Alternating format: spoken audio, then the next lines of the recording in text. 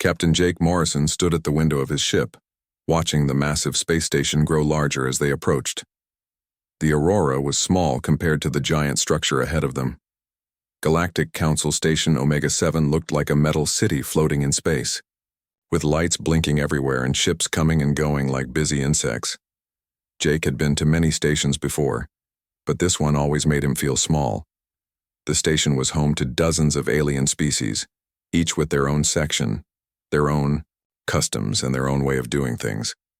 Today he was here for something important. The communication panel behind him buzzed. Jake turned around and pressed the button. Admiral Kate Sullivan's face appeared on the screen. She looked tired with worry lines around her eyes. "Jake, I hope you're ready for this," she said. "The situation in the Outer Rim is getting worse every day." Jake nodded. He had read the reports. Space pirates were attacking human cargo ships, almost every week now. They would appear out of nowhere, steal everything valuable, and disappear before help could arrive. Some crews never made it home. "The losses are huge," Admiral Sullivan continued. "We're talking about millions of credits worth of cargo, and more importantly, we're losing good people. The Galactic Trade Consortium has finally agreed to meet." About it, Jake sat down at his desk. "What do they want from us?" "They want Earth to present a solution. The other species are looking to us to fix this problem." Admiral Sullivan paused. "Jake, this is our chance to show the galaxy that humans can handle big problems. Don't mess it up." The screen went dark. Jake leaned back in his chair and thought about what lay ahead. The Galactic Trade Consortium was made up of representatives from dozens of different worlds. Getting them to agree on anything usually took months, sometimes years. They would argue about every small detail, form committees, to study the committees and then argue some more. Jake's door chimed. "Come in," he called. Lisa Park walked into the room carrying a stack of data tablets. She was the best translator on the ship, and she knew more about alien cultures than anyone Jake had ever met. Behind her came Commander Ryan Collins, a military man with gray hair and serious eyes. "We've been working on this all night," Lisa said, setting the tablets on Jake's desk. "The piracy problem is bigger than we thought." Ryan pulled up a chair. "It's not just random attacks anymore. These pirates are organized. They have good ships, better weapons, and they know exactly which cargo ships to hit." Jake picked up one of the tablets and started reading. The numbers were bad. In the last 6 months, 37 human cargo ships had been attacked. 15 crews were missing and probably dead. The pirates were stealing food, medicine, technology, and raw materials that were supposed to go to human colonies. "The worst part," Lisa added, "is that they're not just taking our stuff. They're selling it to black markets all over the galaxy. Some of our own medicine is being sold back to us at 10 times the price." Jake continued reading. The reports showed that the pirates were using hit-and-run tactics. They would wait near trade routes, attack lone ships, and escape before patrol vessels could respond. They seemed to know which routes were poorly protected and which ships carried the most valuable cargo. "This looks like they have inside information," Jake said. Ryan nodded grimly. "That's what we think too. Someone is telling them which ships to hit and when." Jake stood up and walked back to the window. The space station was much closer now. He could see the docking bays where hundreds of ships from different worlds waited in neat rows. Each ship looked different, reflecting the species that built it. Some were sleek and elegant, others were blocky and practical, and a few looked like they had grown rather than been constructed. "So what's our plan?" Jake asked. Lisa activated a holographic display in the center of the room. A three-dimensional map of the galaxy appeared, with red dots marking where attacks had happened. "We need a multi-species task force," she said. "Ships from different worlds working together to patrol the trade routes." Ryan pointed to several areas on the map. "We'll need patrol schedules, communication networks, and shared intelligence. If someone spots pirates in one sector, every ship in the area needs to know about it immediately." Jake studied the map. The red dots seemed to form patterns like the pirates were following some kind of plan. "What about resources? Ships, fuel, weapons, personnel?" "That's the hard part," Lisa said. "We need 12 different species to contribute ships and crews. The Zentari have fast scout vessels. The Krell have heavy cruisers with powerful weapons. The Quantum Collective has the best sensor technology. And they all have to agree to work together, Ryan added. Some of these species don't even like each other. Jake walked around the holographic map, looking at it from different angles. This was going to be complicated. Each species would want something in return for their help. They would argue about who was in charge, who paid for what, and who got credit if the plan worked. How long do we have to put this together? Jake asked. The consortium meeting is in 3 days, Lisa replied. After that, we'll need to present our proposal to the full assembly. Jake whistled softly. 3 days to create a plan that would satisfy dozens of different species, each with their own interests and concerns. It seemed impossible. We better get started then, he said. For the next 3 days, Jake and his team worked almost without stopping. They researched each species' military capabilities, studied trade route maps, analyzed attack patterns, and wrote proposal after proposal. Lisa contacted alien diplomats to understand what each species might want. Ryan worked with military experts, from Earth to design patrol strategies that would actually work. Jake barely slept. He kept thinking about the families of the missing crews, about the colonies that needed the stolen supplies, about the responsibility that Earth had been given. The other species were looking to humans to solve this problem. If they failed, more people would die. By the time the Aurora docked at Station Omega 7, they had a complete proposal. It was 847 pages long, with detailed plans, backup strategies, resource requirements, and contingency options for everything that could possibly go wrong. Jake held the datapad containing their work and hoped it would be enough. As he prepared to leave his ship, Jake had no idea that he was about to witness something that would change everything he thought he knew about humanity's place in the galaxy. Jake Morrison walked through the corridors of Station Omega 7, carrying his datapad like it was made of gold. 3 days of non-stop work had gone into the proposal stored inside it. Lisa Park and Ryan Collins walked beside him, all 3 of them, looking tired but determined. The station was busier than Jake had ever seen it. Aliens of every shape and size hurried through the hallways. Some walked on 2 legs like humans, others floated in special suits, and a few rolled along on wheels, or treads. The air smelled like a mixture of different atmospheres, each species bringing a bit of their homeworld with them. I've never seen this many species in one place, Lisa whispered as they walked. Ryan nodded toward a group of tall, blue-skinned aliens with 4 arms. Those are Zentari trade delegates. They're known for asking a million questions about everything.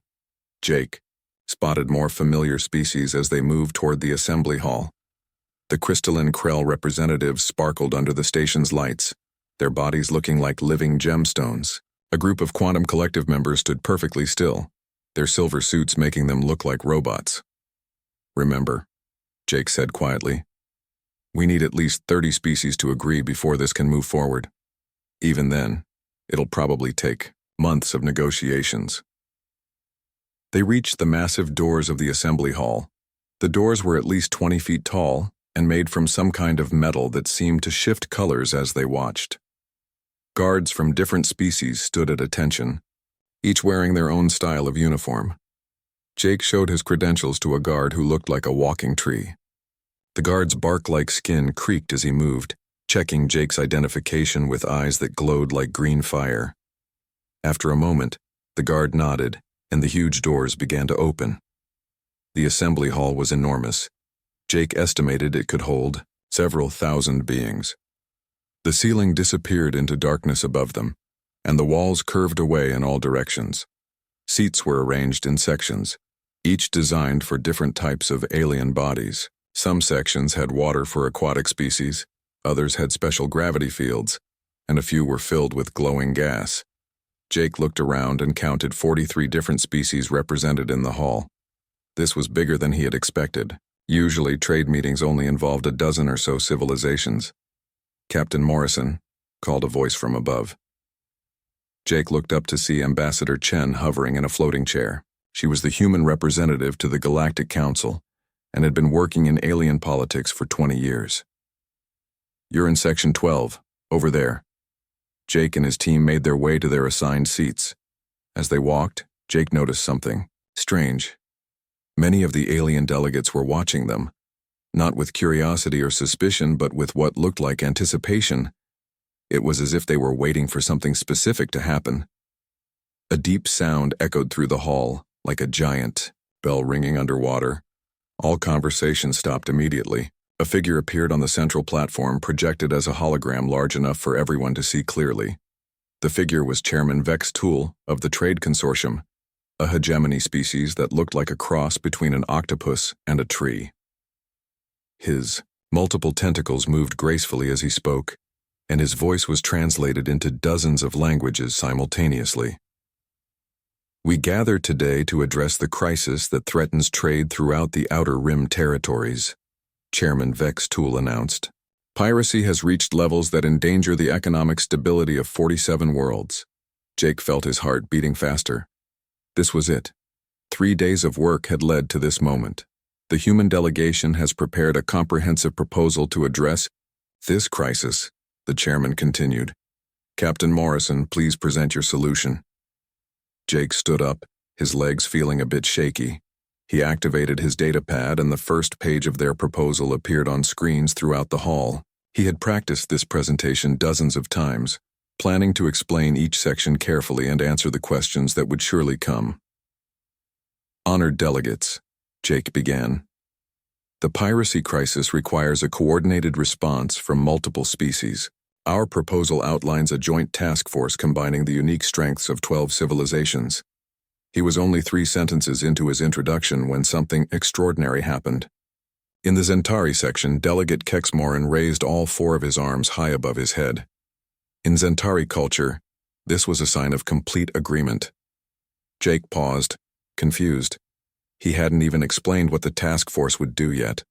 Then the Krell representative began to glow. The crystalline being's entire body lit up with bright blue light, which Jake knew meant enthusiastic approval in Krell society.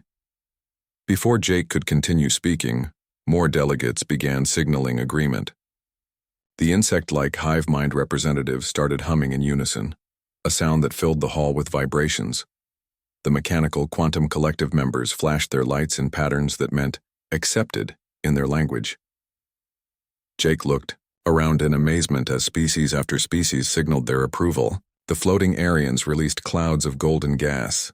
The rock-like geological commune delegates struck their bodies together, creating musical tones. Even species that Jake didn't recognize were showing signs of agreement. Wait, Jake called out, but his voice was lost in the noise of 43 different species all expressing approval at the same time. Lisa grabbed Jake's arm. What's happening? She whispered. Ryan was staring at his scanner, which showed approval signals coming from every section of the hall. I've never seen anything like this. Chairman Vex Tool raised his tentacles for silence. The hall became quiet immediately. It appears we have unanimous approval for the human proposal, he announced. Jake felt like he was in a dream. But I haven't finished explaining it yet. No explanation necessary, called out Delegate Kexmorin from the Zentari section. It is a human proposal. We approve. Similar voices echoed from around the hall. Human plans work, said a Krell delegate. No need to discuss, added someone from the Quantum Collective section. Humans know what they are doing, rumbled a voice from the geological commune. Jake looked at his datapad, still showing page 1 of their 847-page proposal. He had prepared for hours of presentations, days of questions, weeks of negotiations. Instead, the entire assembly had agreed to everything without even hearing what they were agreeing to. The motion passes unanimously, Chairman Vex Toll declared. Implementation will begin immediately. Resources will be allocated according to the human specifications. This session is concluded. Jake stood frozen as delegates began leaving their seats. Some of them nodded respectfully to him as they passed. Others made gestures that he recognized as signs of respect in their cultures. A few actually approached him to shake his hand or perform their species equivalent greeting. Excellent work, as always, said a hegemony delegate as he passed. We look forward to seeing your plan succeed. As the hall emptied, Jake remained standing in his section, holding his datapad and trying to understand what had just happened. The most important presentation of his career had lasted less than 15 minutes, and he hadn't even gotten past the introduction. Lisa and Ryan stood beside him, equally stunned. "Jake," Lisa said slowly, "I think there's something about humans that we don't understand." Ryan was checking his chronometer. 14 minutes and 37 seconds. That's got to be some kind of record for a galactic trade decision. Jake looked around the now empty hall. The success felt hollow somehow. He had been prepared to defend every detail of their proposal, to negotiate compromises, to prove that their plan would work. Instead, 43 different species had agreed to everything simply because humans had written it. As they walked back through the station corridors, Jake couldn't shake the feeling that he was missing something important. Why had the aliens agreed so quickly? What did they know about humans that even humans didn't know? The questions followed him all the way back to his ship, where a message was already waiting from Admiral Sullivan, congratulating him on the fastest approval in Galactic Trade Consortium history. But Jake wasn't celebrating yet. Something very strange had just happened, and he intended to find out what it was. Jake Morrison could not sleep. He lay in his bed on the Aurora, staring at the ceiling and thinking about what had happened in the assembly hall. Every time he closed his eyes, he saw those 43 different species all agreeing to his proposal. Without reading it, it made no sense. In all his years of dealing with alien politics, Jake had never seen anything like it. The Zentari were famous for studying every word of every document 3 times before making any decision.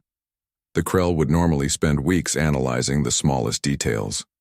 The Quantum Collective usually ran computer simulations for months before agreeing to anything. But today they had all said yes immediately, just because humans wrote the proposal. Jake got up and walked to his desk. He opened his communication panel and started making calls. If he was going to understand what happened, he needed to talk to the aliens who had been in that room. His first call was to the Zentari embassy on Station Omega 7. After waiting for several minutes, the face of Minister Zeltahan appeared on his screen. The Zentari had dark blue skin and 4 arms with large eyes that seemed to see everything at once. "Captain Morrison," Zeltahan said in his careful way of speaking, "I congratulate you on your proposal's success." "Minister, I need to ask you something," Jake said. "Why did your delegation agree so quickly? You didn't even hear what we were proposing." Zeltahan's 4 eyes blinked in surprise. "Captain, it was a human proposal. We did not need to read it. Human plans work." Jake leaned forward. "What do you mean human plans work?" "Exactly what I said. When humans make a plan, it succeeds. This has been true for many years. Why would we waste time reading something we already know will work?" The communication ended, leaving Jake staring at a blank screen. Human plans work. As if it was the most obvious thing in the universe. "Jake," called Lisa to his quarters. When she arrived, he was already preparing for their next conversation. "Lisa, I need you to help me talk to more delegates. Something strange is going on here and I want to understand it." Lisa sat down across from him. "I've been thinking about it too. The way they all reacted, it was like they expected to agree. Before you even started talking." "That's exactly what I think happened, but why?" They spent the next hour calling different embassies and trade offices. Each conversation was similar to the first one. The Krell delegate told them that human tactical documents had never failed them. The Quantum Collective representative shared statistical data showing that human-authored plans had a 100% success rate over the past 50 years. The most interesting conversation was with the Hive Mind Collective. The insect-like beings spoke in unison, their voices creating strange harmonies. "Humans saved our colonies," they said together. "When the Great Famine came to our outer worlds, human agricultural experts gave us new growing methods. Our people lived because humans knew how to make plants grow in dead soil." Jake and Lisa looked at each other. This was bigger than they had thought. "We need to investigate this properly," Jake said. "I want to visit some of these worlds and talk to people, face to face." The next morning, Jake received permission from Admiral Sullivan to extend his mission. The Aurora left Station Omega-7 and headed for Zentaris Prime, the homeworld of the Zentari civilization. The journey took 3 days. During that time, Jake and Lisa researched everything they could find about human involvement in alien affairs over the past 50 years. What they found was surprising. Humans had been involved in dozens of major projects across the galaxy. They had helped design new cities, solve medical problems, improve farming techniques, and plan military operations. In every single case, the projects had succeeded. "Look at this," Lisa said, showing Jake a report on her datapad. 20 years ago, the desert world Aridus was dying. Their planet was becoming more and more dry, and their people were leaving.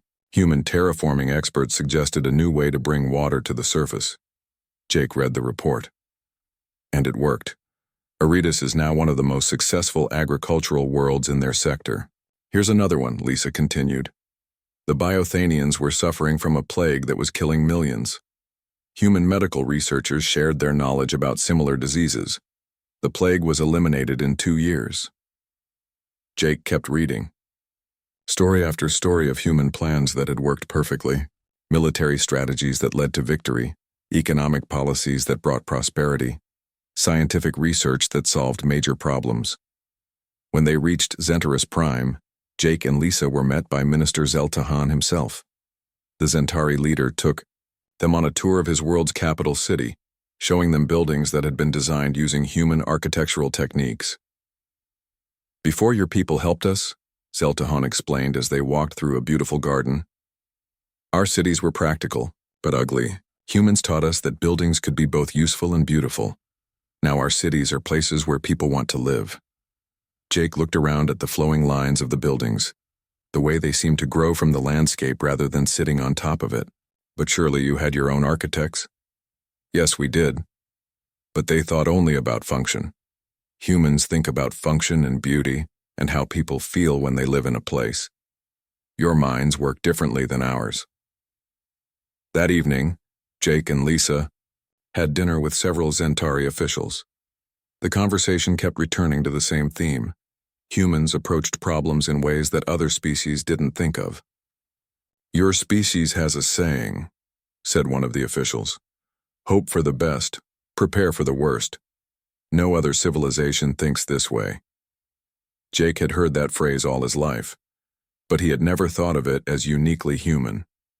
"When we make plans," the official continued, "we assume everything will go as expected. When humans make plans, they assume everything will go wrong and prepare for that.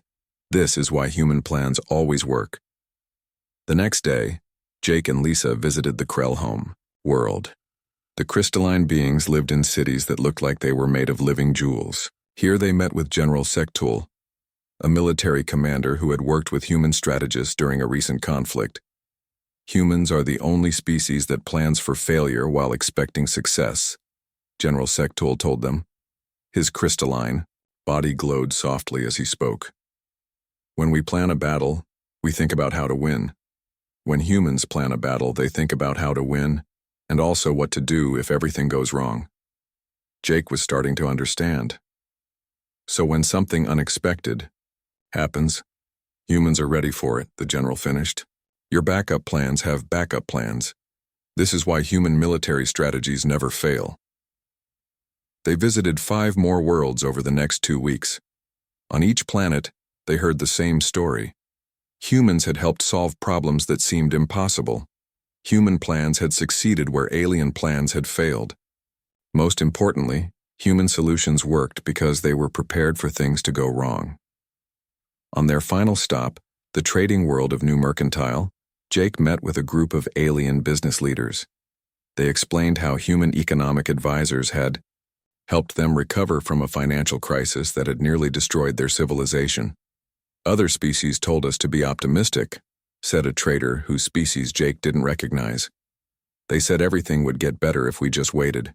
Humans told us to prepare for things to get worse, and they showed us how to survive even if they did." Jake nodded. "And when things did get worse, we were ready. We had food stored, backup power systems, alternative trade routes. While other worlds struggled, we survived and eventually thrived. As the Aurora headed back toward Earth, Jake sat in his quarters thinking about everything he had learned. Humans had built a reputation across the galaxy without even realizing it. Their natural tendency to plan for disasters had made them the most trusted species in galactic affairs. But Jake also realized something else. With great trust came great responsibility. If aliens would approve any human proposal without reading, then humans had a duty to make sure every proposal was as good as it could possibly be. The wrong plan could lead entire civilizations into disaster. The right plan could save billions of lives.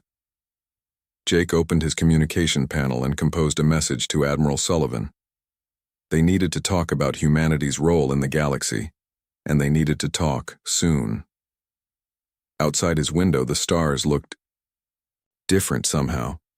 They no longer seemed like distant lights in the darkness. They seemed like homes where people trusted humans to help them solve their biggest problems. It was a responsibility that Jake was not sure humanity was ready for, but it was one they could not ignore.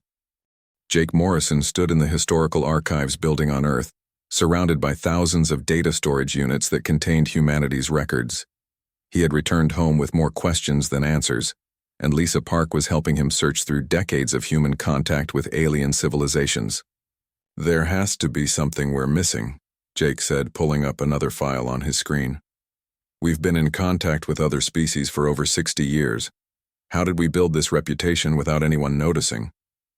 Lisa was working at a terminal across the room.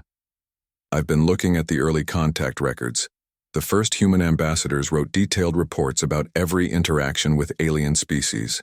Maybe there's something in those." Jake opened the earliest files he could find. The first official contact between humans and aliens had happened in 2327, when a human exploration ship encountered a Zentari trade vessel near the edge of human space.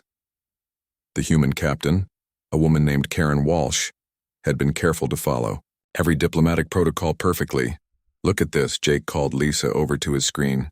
"Captain Walsh's report says the Zentari were impressed by how thoroughly humans had prepared for first contact. We had protocols for every possible scenario, including what to do if the aliens were hostile, friendly, or completely different from anything we expected." Lisa read over his shoulder. The Zentari commander told Captain Walsh that most species only prepare for the type of contact they hope to have. Humans were the first species they met who had prepared for every type of contact they might have. Jake continued reading through the old reports. The pattern was there from the very beginning. Humans approached every situation with detailed backup plans. When other species asked for help, humans didn't just provide solutions. They provided solutions that would work even if everything went wrong. "Here's something interesting," Lisa said from her terminal. "In 2334, the colony world of Tethys was hit by earthquakes that destroyed most of their cities. 7 different species offered to help with rebuilding." Jake walked over to look at her screen. "What happened?" "The other species offered to send engineers and construction materials. Humans offered to send engineers, construction materials, geological survey teams, backup communication systems, emergency food supplies, medical teams, and temporary housing that could survive more earthquakes." Jake nodded slowly. "So when the aftershocks came, the buildings designed by other species were damaged again. The human-designed buildings survived.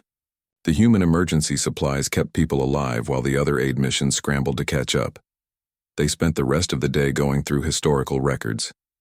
Every major human involvement in alien affairs showed the same pattern. Humans didn't just solve the immediate problem. They solved the immediate problem and prepared for all the related problems that might come afterward." The more Jake read, the more he understood why aliens trusted human plans so completely. It wasn't that humans were smarter or had better technology.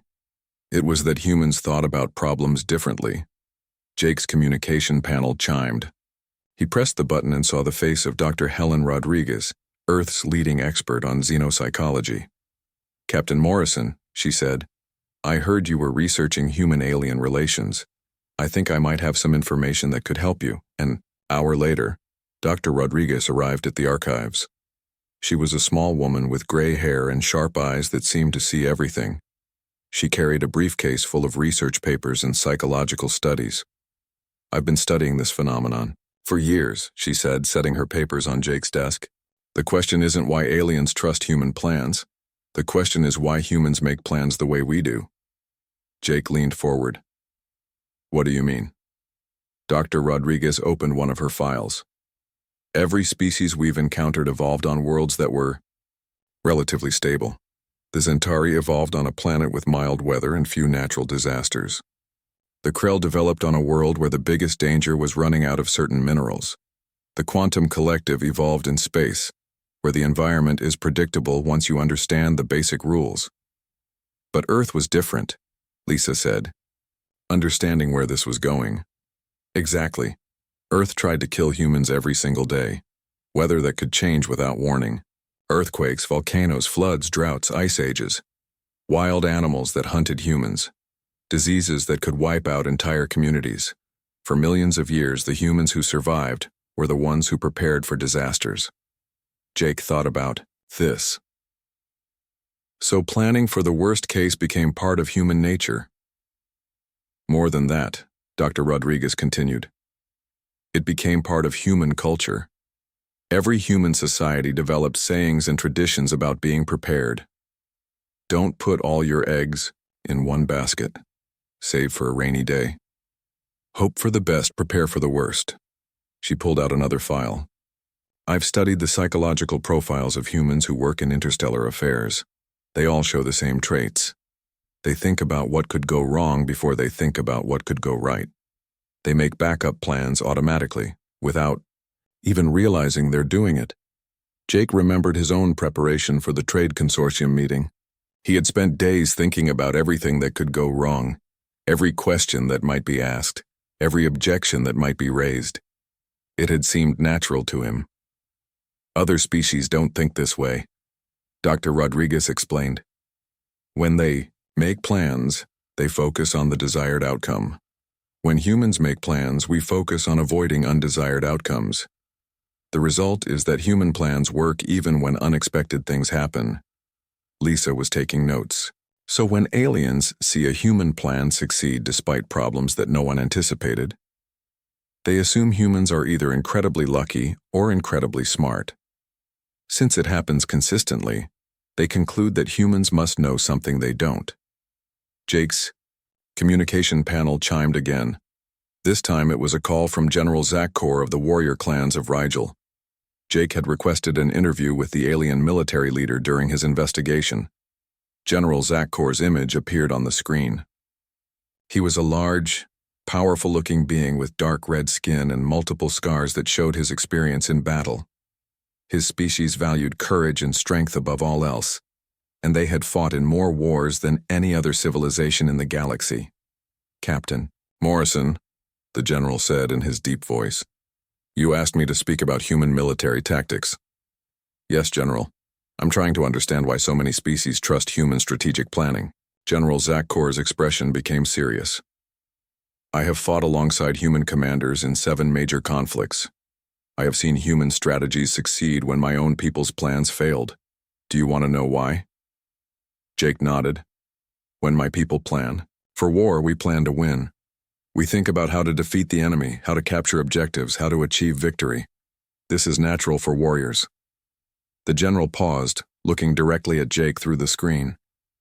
"When humans plan for war, you also plan to win, but you also plan for what to do if you start losing. You plan for what to do if your equipment fails. You plan for what to do if the enemy does something unexpected. You plan for what to do if everything goes wrong at the same time." Jake was beginning to see the full picture.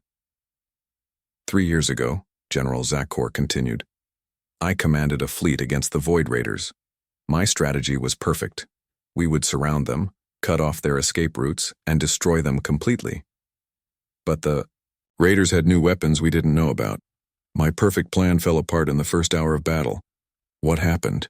The human advisor, Commander Patricia Davis, activated her backup plan, then her backup plan's backup plan, then plans I didn't even know existed. While I was trying to figure out what went wrong, she was already adapting to the new situation. We won that battle not because our original plan was good, but because the human plans could survive being completely destroyed.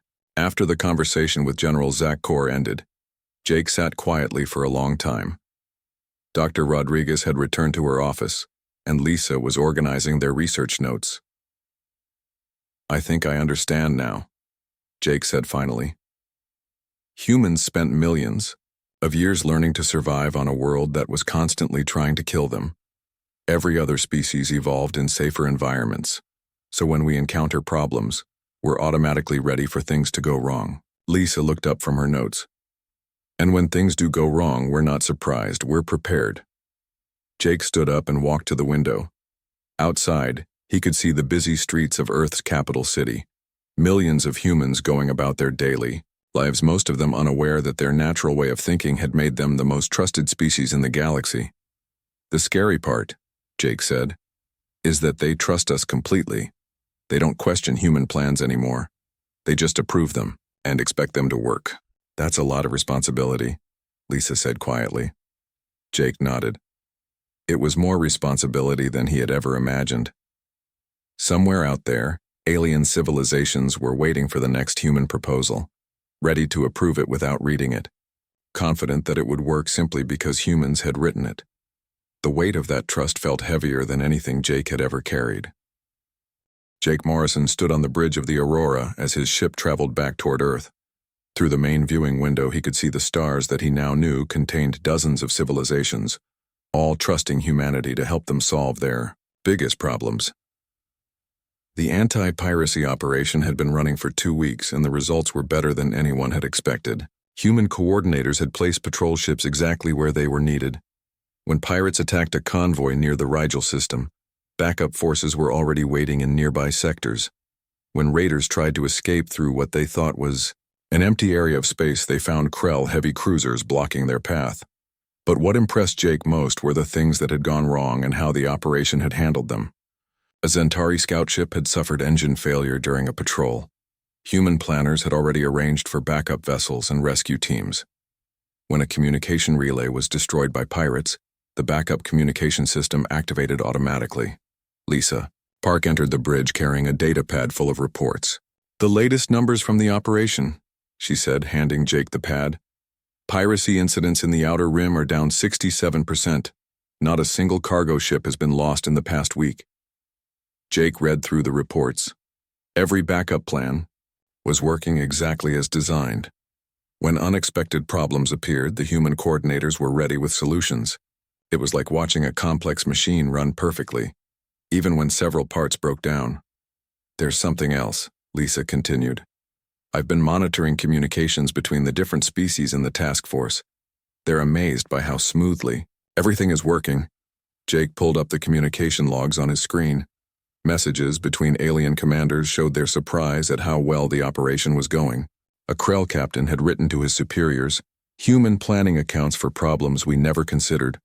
When our sensors failed, they already had backup sensor networks in place." A Zentari admiral had reported, "The humans prepared for failures that seemed impossible." When the pirates used new jamming technology we had never seen before, the human communication system switched to backup frequencies automatically. Commander Ryan Collins joined them on the bridge. "Jake, I just received a message from Admiral Sullivan. She wants to know if you think the operation will continue to succeed." Jake thought about the question carefully. Based on everything he had learned about human planning and alien trust, he was confident the operation would work. But that confidence also worried him. "Ryan, what happens if we ever write a plan that fails?" Ryan looked confused. "What do you mean? Our plans don't fail? But what if one did? What if we made a mistake or encountered a problem we didn't prepare for? These alien species trust us completely. They don't even read our proposals anymore. If we're wrong about something, entire civilizations could be hurt." Lisa understood what Jake was thinking. The Zentari delegate said human plans work. But that's only true if we keep making plans the same way we always have. Jake nodded. "Exactly. If we get careless, if we start assuming our reputation means we don't have to be as thorough, then people could die." The weight of this responsibility had been growing heavier every day since the Trade Consortium meeting. Jake realized that humanity had accidentally become the galaxy's problem solvers, and with that role came enormous risks. Jake's communication panel chimed. Admiral Sullivan's face appeared on the screen, looking pleased with the early reports from the anti-piracy operation. "Jake, excellent work on the task force. I'm getting congratulations from species I've never even heard of. How did you know the operation would work so well?" Jake exchanged glances with Lisa and Ryan. "Admiral, we need to talk. Not about this operation, but about something bigger." An hour later, Jake was explaining everything he had discovered to Admiral Sullivan. He told her about the investigation, the interviews with alien leaders, the historical research, and the psychological studies. He explained how humanity's unique approach to planning had built their reputation across the galaxy.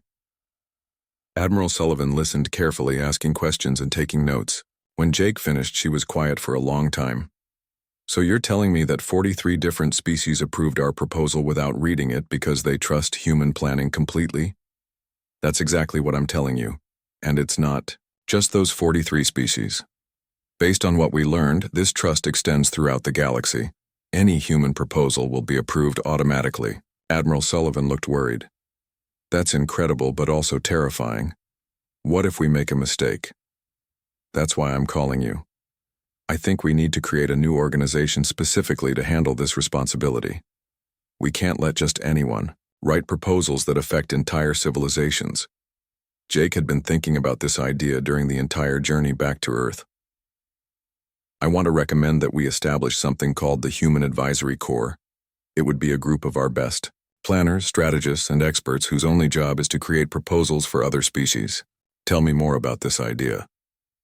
"Every person in the Corps would be trained in the same thorough planning methods that built our reputation. They would study the cultures and needs of different alien species. Most importantly, they would maintain the same standards of preparation that made aliens trust us in the first place." Admiral Sullivan was taking detailed notes. "What about quality control?" "Multiple review processes. Every proposal would be checked by several different experts. We would run simulations, test backup plans, and make sure we're prepared for every possible failure mode." Jake pulled up a document he had been working on during the journey. "I've drafted some initial guidelines. Rule 1, assume everything will go wrong. Rule 2, have backups for the backups. Rule 3, if we're not completely confident a plan will work, we don't send it." Admiral Sullivan read through Jake's draft guidelines. "This makes sense, but it's also a huge commitment. We would be taking responsibility for problems throughout the galaxy." "We already have that responsibility," Jake replied. "The aliens gave it to us without asking if we wanted it. Now we have to decide whether to accept it officially or risk letting them down." Lisa, who had been listening to the conversation, spoke up. "There's another consideration. What if other human organizations start writing proposals without understanding the weight of what they're doing? Some corporation or research group could accidentally cause a disaster." Jake hadn't thought of that, but Lisa was right. If aliens trusted all human proposals equally, then any human organization could potentially cause problems for entire civilizations. The Corps would need to coordinate all human proposals to alien governments, Jake said. "Nothing gets sent without proper review." Admiral Sullivan made more notes. "I'll need to discuss this with the Earth Council, but I think you're right. We need to formalize this responsibility before something goes wrong." 3 months later, Jake Morrison stood in the headquarters of the newly created Human Advisory Corps. The building was located on Earth's capital world, with direct communication links to every major alien civilization. Jake had been appointed as the first director of the Corps, with Lisa as his deputy and Ryan as head of military planning. The Corps had already received 47 requests for assistance from alien governments. Each request was being handled by teams of experts who spent weeks researching, planning, and preparing detailed proposals. Every proposal went through multiple review processes before being sent. Jake looked at the latest request on his desk. The aquatic Hydrians were asking for help with ocean pollution on their homeworld. The request was marked as urgent because their food supplies were being contaminated. Jake assigned the request to a team of environmental specialists, marine biologists, and cultural experts who specialized in aquatic species. He knew they would spend the next several weeks studying Hydrian society, researching ocean cleanup technologies, and planning for every possible complication. The proposal they eventually created would be thorough, practical, and designed to work even if unexpected problems arose. When the Hydrians received it, they would approve it immediately, confident that the humans had thought of everything. As Jake worked, he thought about the conversation he had overheard that morning between two alien ambassadors visiting Earth. One had asked the other about humanity's role in galactic affairs. "Humans are reliable," the ambassador had replied. "In an uncertain universe, they are the one thing we can count on." Jake understood the weight of those words. Humanity had become the galaxy's safety net, the species other civilizations turned to when everything else failed. It was a responsibility that Jake took seriously, knowing that millions of beings across the galaxy were counting on humans to help them solve problems they couldn't solve themselves. Outside his office window, Jake could see the busy streets of Earth's capital, where humans went about their daily lives mostly unaware that their species had become the most trusted problem solvers in the galaxy. That trust had been earned through millions of years of surviving on a dangerous world, but maintaining it would require constant vigilance and careful planning. Jake returned to his work, knowing that somewhere in the galaxy, alien civilizations were waiting for human solutions to their problems, confident that whatever humans proposed would work.